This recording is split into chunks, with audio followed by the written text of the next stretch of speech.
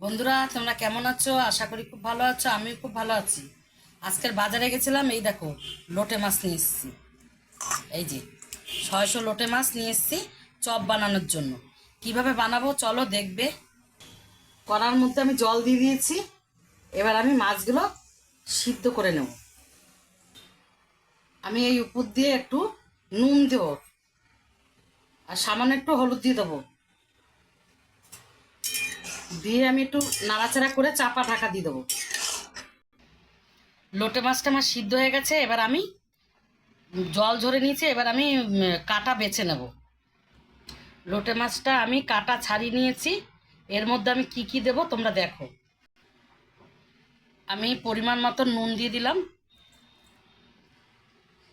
1 চামচ হলুদ দিয়ে দিলাম, 1 চামচ লঙ্কার গুঁড়ি দিয়ে দিলাম, আর 1/2 চামচ আমি জিরার গুঁড়ি দিয়ে দিলাম। কুচিয়ে রাখা লঙ্কা দিয়ে দেবো, পেঁয়াজ কুচি দিয়ে দেবো, আদা কুচি দেবো, আর রসুন কুচি দিয়ে দেবো।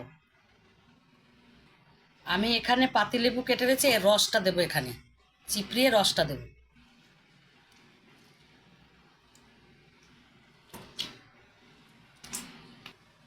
আমি 1 সিপির মতন সোয়া সস দিয়ে দিলাম, আর 1 সিপি এই যে চিলি সস দিয়ে দিলাম। আমি এখানে 2 চামচ কর্নফ্লাওয়ার দিয়ে দেবো।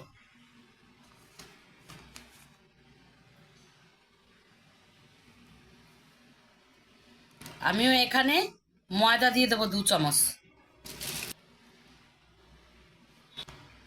আমি এখানে একটু মিট মশলা দিয়ে দেবো। আমি এখন গোলমরিচটা গুঁড়ো করে রেখেছি, সেটা দিয়ে দেবো। দিয়ে ভালো করে মাখবো। আমি জল দেবো না, যেহেতু লোটে মাছটা নরম তো জল দেবো না।